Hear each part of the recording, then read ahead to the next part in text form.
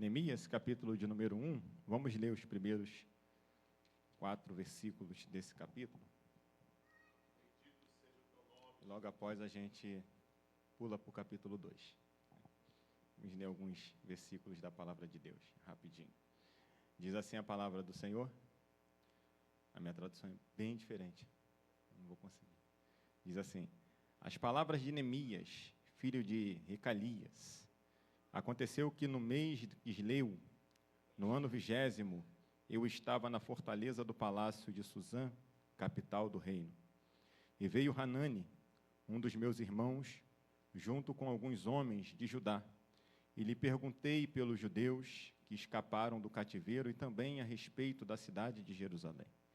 E os homens que eu consultei me disseram: os remanescentes que escapou do cativeiro estão ali na cidade. Os que escaparam estão em grande calamidade, em grande miséria e afronta. E eis que os muros de Jerusalém estão derribados e as suas portas queimadas a fogo. Então, quando ouvi esta palavra, me assentei e chorei, e estive de luto por muitos dias. E estive jejuando e orando diante do Deus dos céus. Capítulo 2, versículo 1 diz assim: sucedeu que, no primeiro mês de Nissan, no ano 20º de Artaxerxes, quando provava o vinho que estava diante do rei, eu tomei e dei ao rei. E como eu nunca estivera triste em sua presença, o rei me disse: por que estás triste? Por que está triste o teu semblante, se não estás enfermo? E isso não é outra coisa senão tristeza de coração. Então tive muito temor, e disse ao rei: para sempre viva o rei. Como não estaria triste o meu semblante se a cidade da sepultura dos meus pais estão assolada e as suas portas estão consumidas pelo fogo? Então o rei me disse: que queres agora? E eu, encomendando-me ao Deus dos céus, respondi ao rei: se parece bem ao rei, e se o teu servo achou graça diante da tua presença, peço que me envie ajudar a cidade do sepulcro dos meus pais, e eu a reedificarei. Então o rei, estando junto com a rainha sentada ao seu lado, me disse: quanto tempo durará a tua viagem? E quando você regressará? Disse: foi de agrado do rei enviar-me, e fixando um prazo, me permitiu partir. Verso 7. E disse ao rei: se ao rei parecer-me bem, que se me deem cartas para que os governantes das províncias do outro lado do rio Eufrates, para que com a sua franquia me permita passar por Judá. Verso 8 e último. E outra carta para Asaf, guarda dos bosques do rei, para que me deem madeira para construir as portas da cidade do templo, para as muralhas da cidade, e para a casa da qual me alojarei. E o rei me concedeu, porque a mão de Deus estava sobre mim. Repito a última parte do versículo 8. E o rei me concedeu, porque a mão do Senhor estava sobre mim. Amém? Podei-vos assentar, meus amados irmãos. Lições que levaram Neemias a ter sucesso em sua missão. O livro de Neemias, ele é maravilhoso e ele é fundamental para nós, principalmente como somos adeptos, gostamos bastante de trabalhar para o reino. Ele abre o caminho e acende a luz da esperança sobre a questão da restauração e de trazer a reestruturação daquilo que outrora era bom, passou-se a ficar ruim, né?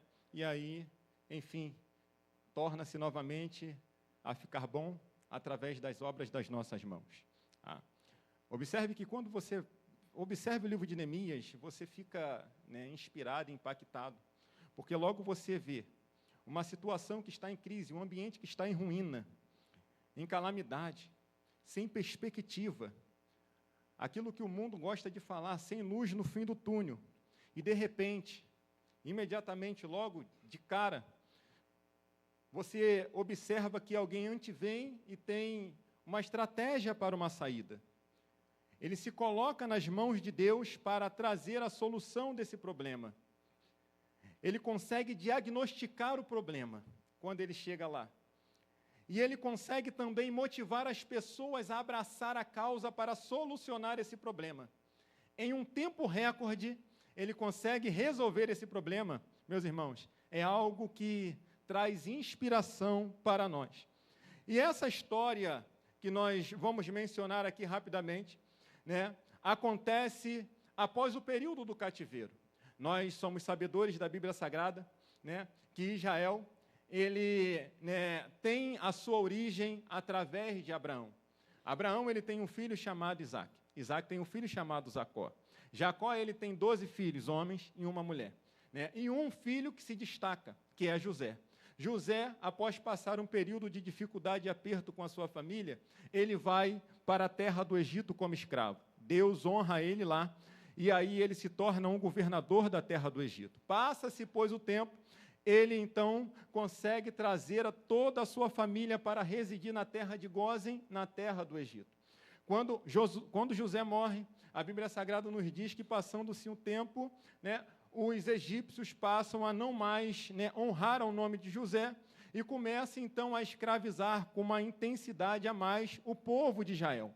Eles gritam por socorro e Deus responde à oração do povo no capítulo 2 de Êxodo, né? E aí então ele levanta um homem para ser o grande líder desse povo. Então ele levanta Moisés para liderar esse grande povo, com o propósito de tirar o povo da terra do Egito, a qual eles estavam sendo escravizados, afligidos, né, sendo afrontados naquele ambiente. Moisés, então, liberta aquele povo através da mão do Senhor, e aí Moisés conduz eles até a caminhada da terra prometida. Ele morre no deserto, e aí Deus levanta um homem chamado Josué, para substituir a liderança. Agora Josué está substituindo a liderança de Moisés. Josué, ele tem a graça de conduzir o povo à entrada da terra prometida. Eles conseguem entrar na terra prometida e então domina toda aquela terra. Permanecem alguns povos pagãos ali naquele ambiente, mas aquela terra agora é intitulada Terra de Israel. Pertence ao povo de Israel. Porém, quando Josué ele morre, ele não deixa um líder para dar continuidade, né, essa liderança, dar continuidade ao povo. E aí, então, a Bíblia Sagrada vai nos dizer que todo aquele povo fazia tudo aquilo que parecia bom ao seu coração. E passando-se, pois, o tempo, então, né, eles vulneráveis, não bem espiritualmente, o que vai acontecer? As nações inimigas que estavam próximo a eles, né, serviram-se, pois, como um laço e começam agora a derrotá-los em alguns momentos, aquele povo. E aí eles pedem socorro a Deus. Deus, então, levanta um juiz para julgar a causa daqueles povos em um lugar específico, e aí então livra eles da mão dos adversários. Porém, passando-se, pois, o tempo, eles acabam esquecendo da graça de Deus, e aí passa novamente a viver no pecado, uma vida desregrada. Então levanta-se os inimigos novamente, e aí eles são agora, né, afrontados, eles são derrotados pelos adversários, eles clamam por misericórdia a Deus. Deus novamente vai levantar os juízes, né, para libertá-los, e aí vira esse vício contínuo. E o último juiz que nós vamos observar na Bíblia Sagrada é Samuel. Samuel, na sua velhice, tem 2 filhos, e esses filhos não agradam aos olhos do povo de Israel. Então, o que vai acontecer? Eles vão pedir para que agora seja eleita uma pessoa que se assente ao trono e reine sobre todo o povo de Israel. Aquilo machuca um pouquinho o coração de Samuel. Porém, Samuel, ao orar ao Senhor, Deus responde a Samuel que, na verdade, o problema não é com ele, era com o próprio Deus. Porém, Deus, em sua graça e sua misericórdia, vai conceder a petição do povo. Vai levantar um homem chamado Saul para ser rei sobre todo Israel. Aí começa a monarquia sobre a terra de Israel. Saul, ele governa por 40 anos. Saul, ele morre e acaba a sua dinastia. Levanta Davi agora e governa também, reina sobre todo Israel por 40 anos. Davi, ele morre e aí então se assenta ao trono sobre todo Israel. Israel seu filho chamado Salomão, e ele governa também por 40 anos. Após ele morrer no ano 931 a.C., o seu filho Roboão se assenta ao trono e passa agora a reinar sobre todo Israel. Porém, Salomão ele deixa um legado não muito bom, ele deixa tributos pesadíssimos para o povo, e o povo agora, quando há a substituição do reino, agora o seu filho Roboão se assenta ao trono, o povo vê uma oportunidade de pedir por clemência, de pedir para com que agora alivie-se a carga do jugo pesado que Salomão deixou para o povo de Israel. Porém, ele ouve a voz daquele povo, ele vai até os anciões, pede conselho, os anciões diz, ouve o povo, e então alivie, faça com que o povo está pedindo, e você vai ser agraciado e terá carisma do povo.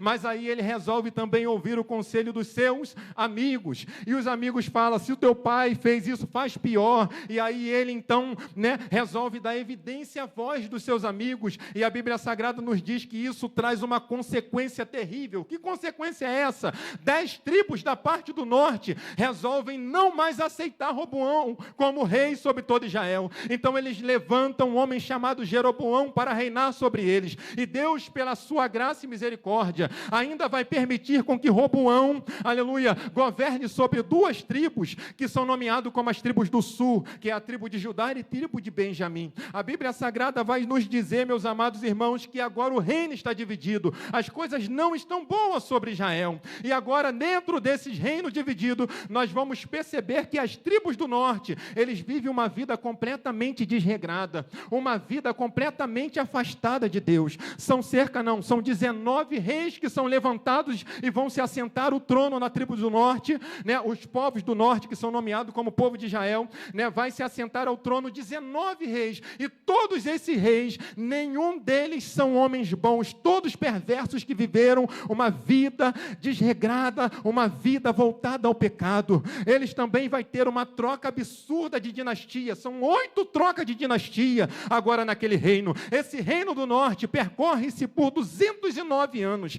No ano 722, Deus resolve dar cabo dessa situação. Ele vai levantar Senaqueribe, um homem, o povo da Síria, que vai marchar contra o povo das tribos do norte, e vai invadir aquela terra, vai saquear tudo, e vai tomar aquela terra, e vai dominar tudo. Agora, ele dilui o povo, não existe mais as tribos do norte, acabou-se, pois, as esperanças de viver uma vida genuína, uma vida para sempre. Eles entraram e começaram a tirar todos os homens, colocar homens pagãos para se relacionar com as mulheres, e misturar o povo, e virar essa bagunça. Aí a pergunta é, como é que estava o povo das tribos do sul, observando o cenário que estava acontecendo com seus irmãos, vivendo uma vida de instabilidade, altos e baixos, uma hora estava bem, outra hora estava mal. Reis se passaram, porém reis bons, mas também reis maus, reis que viveram para desagradar aos corações de Deus, ao ponto de que Deus vai levantar profetas para repreendê-los e dizer para eles se arrependerem de todos os seus maus, mas eles não ouvem a voz do profeta, meus amados irmãos. Então a ira do Senhor se inflama de uma forma tão intensa, ao ponto de que Deus então levanta um outro povo, que derrota os assírios que viviam na sua prepotência e na sua malignidade. Deus vai levantar agora um outro povo, lá das partes do norte, o povo da Babilônia, os caldeus, que vai marchar agora e fazer uma tremenda excursão territorial, e vai pegar vários territórios de todas as nações, e aí ele começa agora a cercar também a cidade de Jerusalém, e o primeiro cerco que vai acontecer é no ano de 606 a.C., aonde que ele leva os utensílios do templo, ele toma todos os utensílios do templo, e ele leva também jovens das suas nobrezas, jovens tal como Daniel, Misael, Ananias e Azarias, jovens, bem jovens mesmo, com cerca de 16 para 17 anos de idade, e ali eles serviram no palácio lá na Babilônia. Passaram-se cerca de 9 para 10 anos, ou seja, 596 anos antes de Cristo, ele vai resolver fazer a sua segunda excursão. Nabucodonosor, juntamente com todo o exército babilônio, vai cercar novamente as cidades de Jerusalém. E de lá agora, ele resolve mais uma vez levar deportado uma outra leva para a Babilônia, tal como o rei Joaquim e também parte da nobreza que permaneceram ainda na primeira leva, e pessoas de extrema relevância, tal como pessoas que viveram e eram ministros e oficiais que cultuavam ao Senhor, pessoas como sacerdotes e levitas também foram conduzidos para a Babilônia. A terceira leva é a leva mais terrível e devastadora. 10 anos se passaram e cerca de 586 a.C., mais uma vez, pela terceira vez, Nabucodonosor resolve cercar a cidade. Permanece por um bom período de tempo cercando a cidade. Jerusalém está vivendo uma extrema pobreza terrível, uma fome absurda, ao ponto que eles não conseguem mais ter resistência, e Nabucodonosor entra, saqueia tudo que está lá nas cidades de Jerusalém, nas terras de Judá, derruba e destrói o templo, derruba as muralhas, leva cativo o restante do povo, e aí então agora uma tristeza absurda, a calamidade, o povo vive debaixo de escombro. Aqueles que permaneceram na cidade de Jerusalém, permaneceram numa pobreza absurda, e aqueles que estavam lá na cidade agora da Babilônia, planteando e chorando e clamando por vingança, conforme Salmo de número 137 vai nos dizer, que eles subiam às margens do rio da Babilônia, observavam a cidade, a sua pátria, e começavam a chorar e a prantear. Porém, no verso de número 8 e verso de número 9, eles dão um grito de vingança, eles estão revoltados com o povo da Babilônia, estão clamando: nós vamos vingar esse povo, nós vamos vingar essa situação. Isso não vai acontecer, mas vai passando o tempo vai se passando o tempo, e aí eles começam a viver como os caldeus, eles começam a se adaptar com o povo da Babilônia, eles começam agora a estabelecer moradia e fincar a sua vida ali. O tempo vai se passando e agora eles estão como os caldeus. Porém, a profecia não era permanência. Deus já tinha levantado um profeta que tinha dizido o seguinte: olha, em 70 anos vocês vão agora, mas 70 anos vão se passar e vocês vão regressar. Ou seja, Deus tem o controle de todas as coisas. Ele levantou uma nação para derrotar e repreender as tribos do norte que estavam vivendo uma vida de pecado. Ele vai levantar uma outra nação para repreender também as tribos do sul que estavam afastadas de Deus. Mas agora, nesse momento, Deus resolve dar um basta nisso tudo e fala: eu vou trazer agora novamente a esperança para esse povo que está lá na terra da Babilônia. Ou seja, meus irmãos, a Bíblia Sagrada nos diz que, devido à prepotência e à arrogância, capítulo 5 de Daniel vai nos mostrar isso, eles pegam o utensílio de Deus. E a Bíblia Sagrada nos diz que isso, lá na Babilônia, eles começam a utilizar o utensílio que é consagrado ao Senhor de forma abominável. Deus resolve então se levantar e agir, e aí Deus levanta a nação dos persas, capitaneada pelo rei Ciro, e agora então, dando um golpe de estado absurdo, derrota a Babilônia, toma a Babilônia rapidamente, sem nenhuma flecha ser lançada. Eles tomam as cidades da Babilônia e começa agora a ser a maior potência mundial sobre todo o mundo. Eles estão dominando, e agora a forma de governo dos medos e dos persas é diferente da Babilônia, porque Nabucodonosor e depois os outros reis tinham uma metodologia de que eu vou saquear as cidades e vou levar as pessoas importantes para a minha nação. Não, agora a forma de governo dos medos e dos persas de Ciro era o seguinte: vou colocar pessoas de extrema relevância para estar governando naquele ambiente, e vocês têm a liberdade. Não pense que Ciro foi um rei bonzinho não, tá, meus amados irmãos? Isso era estratégia para dominar o lugar. Daqui ele mandava lá em Israel, ou seja, eu vou liberar vocês e vou liberar também outras nações para regressar para a sua pátria original. Pode ir embora, fiquem à vontade, vocês estão livres para ir, mas tem uma coisa, tem um porém, sou eu que domino aquele ambiente. Essa é a metodologia dele. Então, meus amados irmãos, eles têm agora a graça de voltar voltar para a sua cidade. Muitos vão permanecer, conforme as Sagradas Escrituras vai nos dizer, mas algumas pessoas, a maioria também vai voltar. E aí, da mesma forma que o cerco foi em 3 turnos, o retorno também vai ser em 3 turnos. E o primeiro turno foi capitaneado e liderado por Zorobabel. A intenção era o que, irmãos? Reconstruir os templos. Porém, foi levantada uma grande calúnia e levado para o rei, dizendo que a ideia de levantar o templo era para eles se fortalecerem e destruir o reinado dos persas. Então a obra foi embargada. E eles aproveitaram então, porque a obra foi embargada, eu vou fazer aquilo que pertence a mim, vou deixar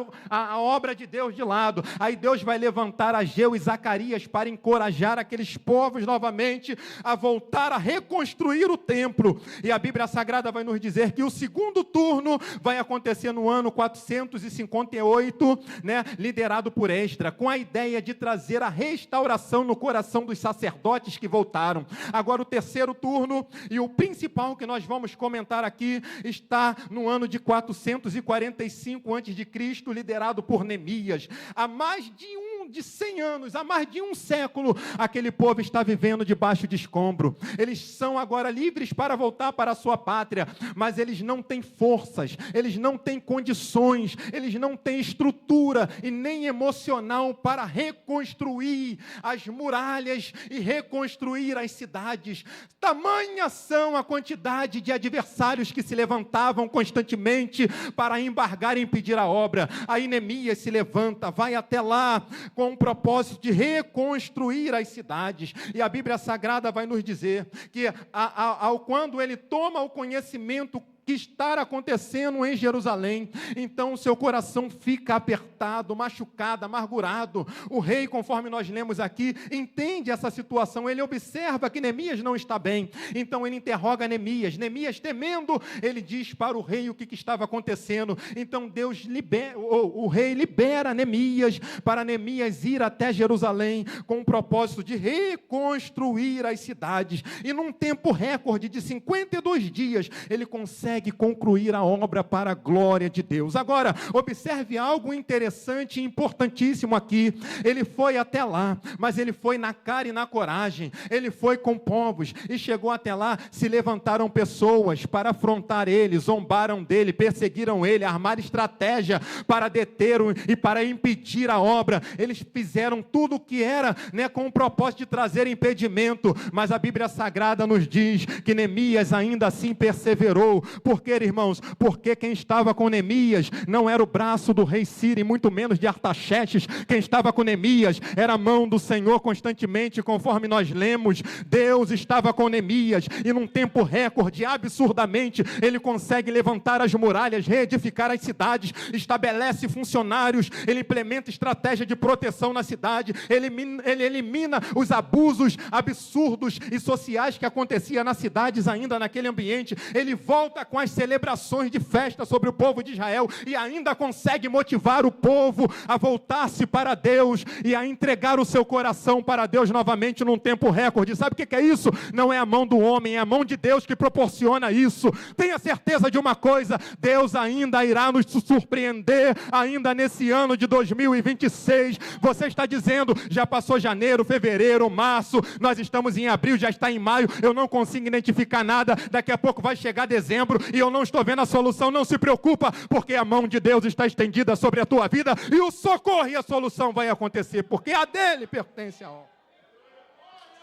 A obra é dele, o domínio é dele, tudo pertence a ele. As nações, o que chama a minha atenção, meus irmãos, são as nações.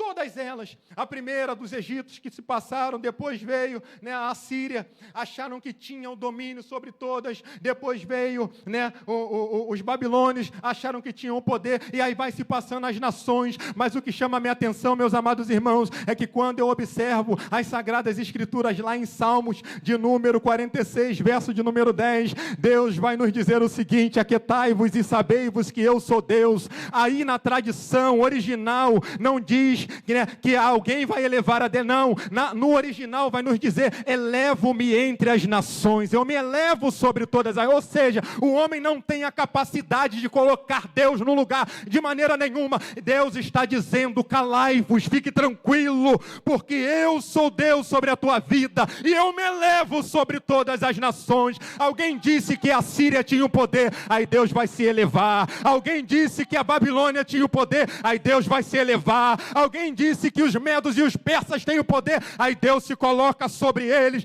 Alguém vai dizer que Alexandre o Grande junto com a Grécia tem o poder, aí Deus se coloca sobre ele. Aí vem o império dos romanos e vai se colocar em evidência, aí Deus se coloca também acima de todos, porque Ele está acima de todos. É esse o nosso Deus que nós servimos.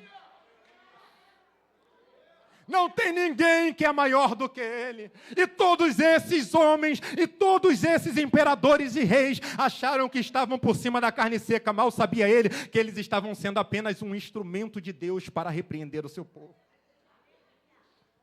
Aleluia, glória a Deus. E dentro desse contexto introdutório, meus amados irmãos, que eu corri aqui, né, eu quero abordar e destacar algumas lições que levaram Neemias a ter sucesso. E se nós fizermos a mesma coisa, nós também vamos ter sucesso. Lições que levaram Neemias a obter sucesso. E se nós assim o fizermos, também teremos sucesso na nossa missão, irmãos. A pergunta que eu quero fazer a você, você quer ter sucesso na missão? Quer ter? Então entenda bem o que Deus quer falar conosco aqui. A primeira lição que levou Neemias a ter sucesso, e nós vamos fazer a mesma coisa, era o quê? É entender que tudo tem um propósito. Por gentileza, repita comigo. Tudo tem um propósito. Nada é por acaso. Não tem essa música aí, eu não sei nem que diz que o acaso vai me socorrer, né? Não existe isso não, nada é por acaso. Tudo tem um propósito. E quando nós observamos na palavra de Deus, logo no primeiro versículo do capítulo 1 de Neemias, a Bíblia Sagrada já nos mostra essa prova de forma cabal. A Bíblia vai nos dizer o seguinte, palavra de Neemias, filho de Racalias. Não é por acaso, às vezes a gente tem o costume de pegar a Bíblia Sagrada e ler, né? Vou ler Neemias, palavra de Neemias, filho de Racalias, e vai embora. Você nem percebe que tem um propósito absurdo aqui nessa primeira frase. Note, irmãos, que é bem provável que o seu avô, que deu o nome ao seu filho Racalias, né? Avô de Neemias, e o seu pai também, chamado Racalias, passou por esse período de transição de Jerusalém. O seu avô talvez conseguiu ainda perceber o povo passando um aperto, mas livramentos acontecendo, troca de reis, e aí ele vai ter o seu filho e vai colocar o nome de Racalias. Já no período em que já está passando uma situação de aperto, o povo de Israel está sendo cercado pelos babilônios. E aí Neemias, ele vai morar, ele reside, já nasce lá, nas cidades onde que eles foram levados cativos. Então é bem provável que o seu pai e o seu avô, o avô de Neemias, passou por esse período de transição do povo de Israel. Eles conseguiram identificar talvez um momento de luz. E eles conseguiram, pastor Delcio, observar a luz sendo apagada. Conseguiram entender de uma forma e compreender de outra forma como o povo de Israel estava passando. Agora o cenário não era um cenário de luz. O cenário era um cenário de treva, de aperto, de medo, de preocupação. Um cenário de escombro, um cenário ruim, caótico. Israel não está bem, vivendo em extrema pobreza. Israel, não, povo de Judá. A situação está apertada. O cenário não era um cenário de luz, era um cenário de trevas. E nós temos, irmãos, um hábito de se adaptar ao ambiente. Temos uma ideia de se adaptar ao ambiente. E quando nós vamos observar lá no passado, principalmente no Antigo Testamento, o nome ele tinha uma importância e uma extrema relevância. Colocava-se um nome no seu filho devido à situação que estava acontecendo no momento. Mas as circunstâncias, não é ela que determina aquilo que nós vamos ser ou que nós vamos fazer. Quem determina na nossa vida é Deus, e ponto final. E esse pai ou avô de Neemias talvez entendeu esse propósito, esse mistério. Porque o ambiente era um ambiente de trevas. O ambiente era um ambiente de calamidade, de caos. Aí ele coloca o nome do seu filho de Racalias. Racalias significa quem o Senhor ilumina. Ou seja, no ambiente de caos ele poderia colocar alguma coisa relacionado a uma raiz de trevas, conforme o hebraico vai nos dizer Rocher, né? Ou seja, coloca o nome do meu filho da forma com que o povo de Israel está vivendo, uma vida de sofrimento, uma vida de tristeza, não, mas aí ele entendeu que essa não era a ideia é eu ir em contramão aquilo que o mundo está propondo para mim, e aí quando eu observo isso, eu consigo entender o que aconteceu com Jacó, quando Raquel, ela estava prestes a ter um filho chamado Benjamim, né, o seu filho, Benjamim, o seu último filho, mas ela antes de morrer, ela tem uma complicação no parto. A sua ama vai dizer, não se preocupe porque o filho vai nascer. Mas aí tem uma preocupação no parto, o filho nasce.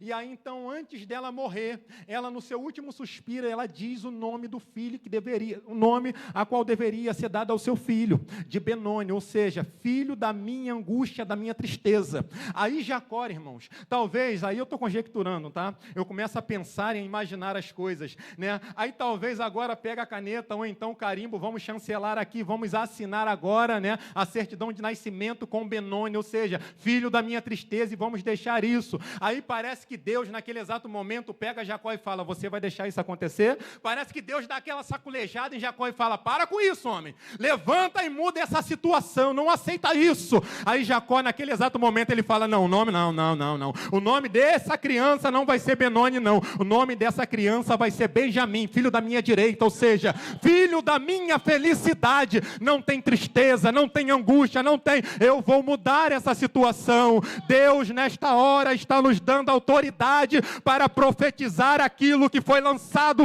em contrário à sua família, à sua igreja, à sua casa, à sua estrutura, ao seu trabalho. Alguém disse que vai ser angústia, mas nós temos autoridade para profetizar que será numa bênção. Deus está nos dando autoridade para profetizar nesta noite. O mundo estava um caos absurdo. Aí foi dado nome ao seu filho de Racalias, ou seja, haverá luz a quem o Senhor ilumina. Ou seja, Deus está nos orientando em que não vai haver agora mais triunfo das trevas, mas sim a luz, meus irmãos. Um ambiente aonde que estava em treva, Deus estará dando agora a oportunidade daquele homem mudar essa situação ao colocar o nome do seu filho. E talvez nós estamos inseridos dentro desse contexto. Por quê? Porque nós estamos vivendo num ambiente em trevas. Observe como é que foi o dia de hoje, pelo amor de Deus, irmãos. Eu peguei hoje o metrô, só pessoas vestidas de vermelho e de branco. Meus amados irmãos, batucada de lá e de cá, nada contra, beleza. Mas era um ambiente completamente, lá na meus vizinhos vivendo, né, hoje era loucura que só. Meu filho sofreu com fogos, era um ambiente de trevas, um ambiente onde que a escuridão achou que iria prevalecer, mas de maneira nenhuma. Sabe o que está acontecendo? Ainda existe um povo que não tem a luz, pastor Robson. Existe um povo que é a luz, porque o nosso Senhor Jesus Cristo vos disse que vós sois a luz do mundo. Deus nos levantou nesse mundo para resplandecer o brilho da sua glória. A treva não vai prevalecer, porque existe um povo que tem poder para profetizar, poder que recebeu da parte de Deus. A treva não vai triunfar, porque nós estamos aqui. A treva não vai prevalecer, porque tem um povo que é a luz, que é a luz. Eu sou a luz, você também é. Então nós estamos aqui iluminando essa cidade, esse ambiente. Mas observe uma coisa. O objetivo da luz não é iluminar um ambiente que já é iluminado. Pronto. Eu não queria falar sobre isso, mas vamos falar. Um ambiente que já tem luz não é para não adianta. Certa vez eu ouvi de um professor de seminário dizendo, vou trazer uma ilustração aqui. Num lugar que está muito escuro e trevas, pega um palito de fósforo, você vai conseguir identificar alguma coisa, beleza? Sim. O que vai deixar em evidência é o quê? O palito de fósforo. Mas pega esse palito de fósforo aceso e coloca diante de uma vela e você vai perceber que a vela vai triunfar. Agora você pega a vela e coloca diante de uma lanterna, e você vai perceber que a lanterna vai ser mais forte do que a vela. Aí a vela vai achar que tem força, aí vai colocar diante de uma luz, de uma lâmpada, aí a lâmpada vai ganhar da lanterna. Aí a lâmpada vai achar que tem agora a evidência, aí vem um refletor. E aí vai. Aí o refletor vai achar que tem já o domínio de tudo, aí o sol, quando vem, o refletor tem que apagar, porque o sol vem. Aí o sol está achando que tem o poder de governar tudo. Não, negativo. Tem alguém que tem mais poder e que brilha mais do que o sol, que é o nosso Senhor e Salvador Jesus Cristo. Ou seja, meus irmãos, enquanto nós tentarmos brilhar aqui no ambiente que é luz, vai ter esse espírito de competitividade e que não vamos ganhar em nada. Ou seja, talvez eu sou a vela, o Ivanildo é a lâmpada, e aí ele vai mostrar que ele tem mais poder do que eu, aí vai viver essa vida de ladainha. Não, Deus nos levantou para iluminar o mundo que vive em trevas, e nós entendemos esse propósito. Entendendo esse propósito, porque não basta você ser apenas luz, mas tem que entender o propósito de Deus. Observe que o seu filho, o seu pai, chamado Racalias, coloca o nome do seu filho de Neemias, que significa que Jeová conforta, ou Jeová traz o conforto. Ou seja, nos últimos dias, Deus está nos incomodando a entender que a luz é para trazer vida a um povo que está vivendo uma vida de angústia, que precisa de uma palavra de conforto, e Deus conta conosco para isso. A segunda lição que vai nos mostrar que levou Neemias a ter uma vida, eu vou pular, por causa do tempo. A segunda lição que levou Neemias a ter sucesso na sua jornada, ele entendeu que ele era dependente de Deus para tudo, mesmo com a sua posição elevada. Neemias, capítulo de número 2, versículo de número 8, nós lemos, e nos deixa bem explícito isso, que Neemias, ele entende que ele precisa depender de Deus para tudo, tudo. Até para aquilo que você imagina que isso é uma lição para nós. Aprenda a depender de Deus para tudo. Até para pegar esse copo de água aqui, você precisa depender de Deus. Porque se Ele não te desse a força, se Ele não me desse essa força para segurar esse copo d'água, eu não iria conseguir levantar esse copo de água e beber. Eu dependo de Deus para respirar. Eu dependo de Deus para olhar para o pastor Robson e acenar para ele o pastor Natanael. Eu dependo de Deus para tudo. Não preciso ter autoconfiança. Porque eu tenho o melhor emprego, eu sou isso, eu sou... Não, não, não. Eu dependo de Deus para tudo na minha vida. Neemias entendeu isso. Neemias reconhece que tudo o que ele conseguiu não foi pelas suas habilidades. Não foi pela sua capacidade, não foi pelo conceito, não foi pela sua posição. Tudo o que ele conseguiu foi por causa da mão de Deus na sua vida. Tudo o que eu consigo foi por causa de Deus. Eu passei no concurso da Petrobras, eu passei no concurso, agora eu sou um oficial, isso e aquilo. Deus te deu capacidade para você estudar e passar. Mas eu virei noites estudando e então mérito meu. Então não, meus irmãos, sabe o que acontece? Você estudou porque Deus te deu visão, entendimento para você compreender e ler as matérias, porque senão você não ia conseguir, não. Até nisso você depende de Deus. Nós dependemos de Deus para tudo. Neemias entendeu isso. Talvez alguém vai dizer o seguinte, ele conseguiu porque ele é copeiro do rei. Ele conseguiu tudo aquilo porque Neemias, ele vai pedir. Mas o que chama a minha atenção, meus amados irmãos, aqui, deixa eu voltar rapidinho, o que chama a minha atenção é que Neemias, ele faz uma oração. Antes dele responder para o rei aquilo que ele estava precisando, pastor, ele vai orar ao Senhor, irmãos. Isso vai chamar a minha atenção, porque o rei vai chegar e vai falar, o que você quer, Neemias? Aí Neemias, ele poderia se precipitar e falar, olha, rei, eu quero isso, isso e aquilo. Não, sabe o que ele fez? Espera aí, tem uma pessoa mais importante que precisa me ouvir primeiro. Antes do Senhor, tem uma pessoa mais importante que eu preciso falar com Ele primeiro. Ele vai me dar a direção daquilo que eu vou falar com o Senhor. Ele vai orar rapidinho e Deus responde a oração dele. Aí Neemias, ele vai pedir para ir até a cidade de Jerusalém. Mas não somente isso, ele pede todo auxílio, ele pede escolta armada, ele pede pessoas para proteger na caminhada, ele pede madeira, ele pede materiais para conseguir. Aí alguém enciumado vai chegar e vai falar, como é que ele conseguiu tudo isso? É claro, ele é conchavo do rei, está lá puxando o saco do rei, vivendo com o rei, está ali, ó, bebendo do vinho do rei, aí ele conseguiu. Nada disso, meus amados irmãos. Sabe o que acontece aqui? Quando nós lemos a palavra do Senhor, nós entendemos que antes do rei dar o ok, o rei dos reis já deu ok há muito tempo, porque a ele pertence o poder e o domínio. E Neemias compreendeu isso, irmãos. Neemias entendeu esse mistério. Neemias, ele poderia chegar e falar, estou grandão, porque o rei... Nada disso. Neemias, ele vai deixar isso relatado para nós até os dias de hoje. Eu consegui tudo isso por causa da mão do Senhor sobre a minha vida. Não tem vaidade. Não existe arrogância, não existe prepotência. O povo de Deus precisa entender que nós só conseguimos as coisas através da mão do Todo-Poderoso.